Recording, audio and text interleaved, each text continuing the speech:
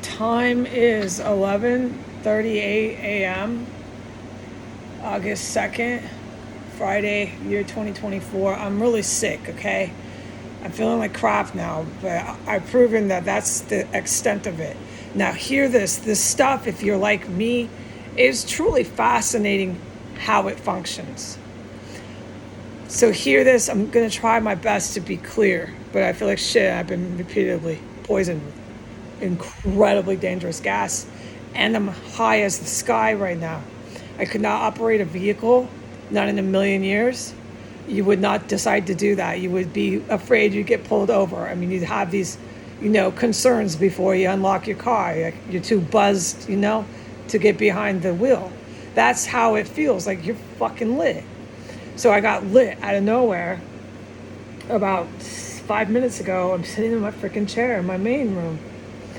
I ignore it. It's about 3 minutes, 2 minutes as the clock ticks. I ignore it. And then I'm grabbing at my abdomen with that indescribable illness that you have in your abdomen from this stuff. And I'm like, okay, I gotta race now. They're sending me to the toilet. But I wasn't racing like intense, like I knew I had seconds to get there. I just felt it coming on. I knew I was going to end up going there. So I get up. And remember, I'm high as the sky right now. Let me keep my eyes closed. By the time I walk into my extra room, this is how fascinating this chemical military gas is. I walk into my extra room and it's 5 times stronger and more concentrated. Just a fog of it is just being bursted and flowing through some, I guess, tube or however they're doing this pipe in the extra room. And get this, my door is open to both rooms. So my main room and my extra room, that door is wide open. And it was when I got the effects that I just described to you. That happened starting 5 minutes ago before I raced to the bathroom. So when I go and I stand up and I go into my extra room, it is 5 times stronger and more concentrated. But I find that fascinating because it isn't. You literally could go about 10, 15 feet away from it. You're going to get sick. I assume it's still lethal. Yeah, I assume so. I don't think you want to come anywhere in any remote contact with this shit. But it definitely has concentrated, and I have a bad word recall, definitely has concentrated pockets of chemical molecules. I can't remember words. For sure, dude. I've learned that today. So I walked into a fog of this concentrated same gas just pumping away in my extra room. And the fascinating part of this is the door's open. The door's open. So, and my fan is going. So there's air circulation. Like, I'm fascinated by this shit, but you can see it clearly doesn't work. They need to stop using it on me because all I do is report. Oh God, yeah. No, it's definitely without any doubt lethal. So by the time I walk in to the extra room and I get into this concentrated fog of it, I grab at my intestines in reaction to how bad I had to pee-poo. My body was telling me when I stood up before I went into my extra room, I had about a minute to get to the bathroom. It wasn't an emergency sprint to the bathroom to pee-poo. By the time I walked into that fog, I had 10 seconds. And I'm walking around as high as the sky, unable, without any doubt, to operate a vehicle. No, you're buzzed. I think buzzed is an understatement. And I had 10 seconds flat by the time I walked into that fog that they're pumping in the extra room. And they still are right now. I'm high as the sky. And I went into the bathroom and there wasn't any in there. It wasn't in the hallway, because you can feel a relief. Like I put on the video, you literally don't feel it about 5 seconds. handful of seconds, you can definitely feel you're not high. That's the main indicator with me. You're not floating on laughing gas. And then your body, it takes a little longer for your internal organs like your intestines and stuff to calm down because they're under attack with some sort of poison. But the way I can measure it is the high factor.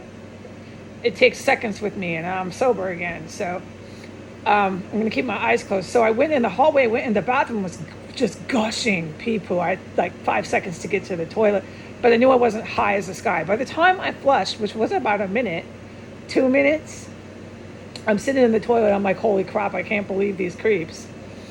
By the time I flushed, it was about 2 minutes. I'm high as the sky and I'm getting poisoned again. And I said, oh, great, I better just stay in here. I'm going to have to go again. I didn't. I just maneuvered myself around with all the symptoms, but I didn't have to pee poo. Oh, the extreme, indescribable abdominal poison. It's just pure poison. I had every one of the effects of it, but I wasn't compulsory ejecting it out of my bum. I wasn't diarrhea compulsory. No. So I'm just operating in this fog of freaking military grade gas all through my bathroom, my hallway. I walk right through it again in the extra room. I sit down, I'm reporting through it. I'm not as sick back here, but I still feel it in my intestines and I'm high as the sky. Okay, and I also need to say for my 4 viewers that tune in to my YouTube testimonies of terrorism and the law enforcement in the U.S. who are involved with terrorism. I need to say to them, I will get on the map and draw to you where that tunnel is that connects to that building that the Mexican drug cartel constructed. I mean, we reported this for the entire time the building was under construction. So the tunnel, I will put that into a big red line and show you where that is. And it is a tunnel that links straight to this world famous ISIS terrorist compound. I want my 4 viewers to understand this is guerrilla style warfare, guerrilla urban style warfare with like a narco state.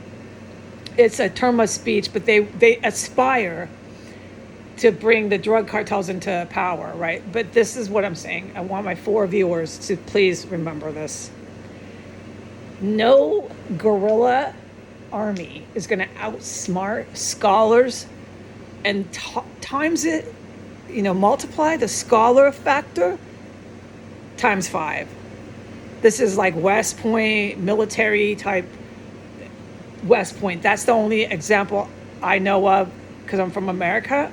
And this is superpower militaries. This is the Chinese and the Russian military plus the U.S.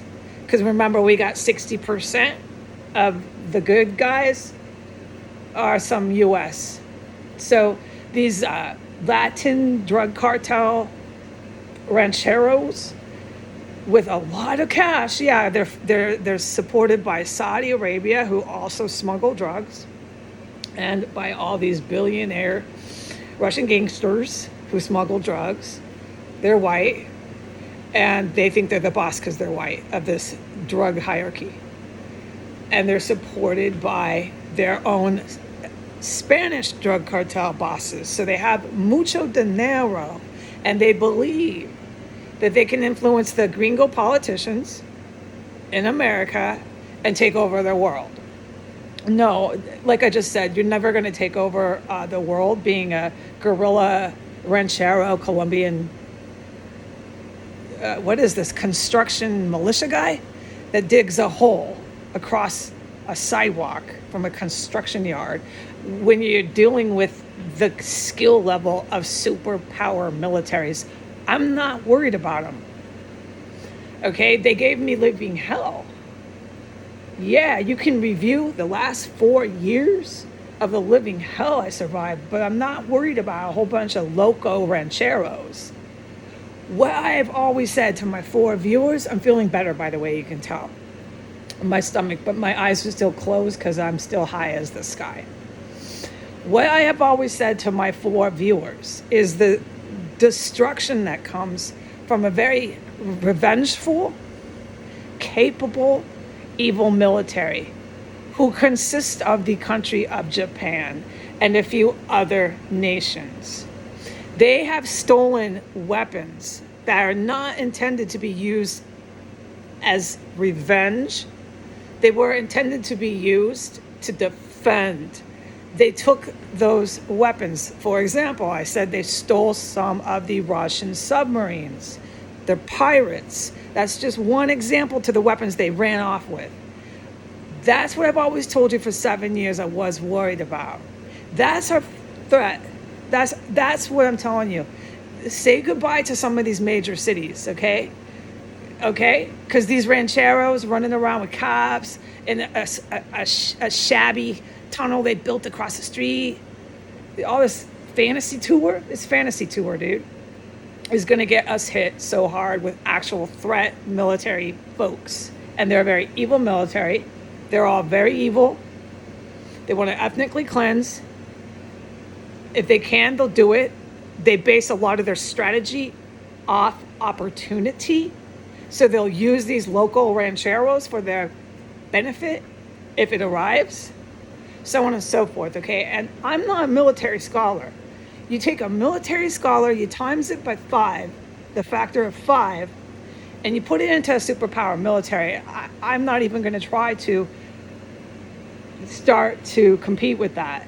I do not lead this war. I do not direct this war. And the folks in America are going to be very aware of the war that they are supporting and have engaged in and have started.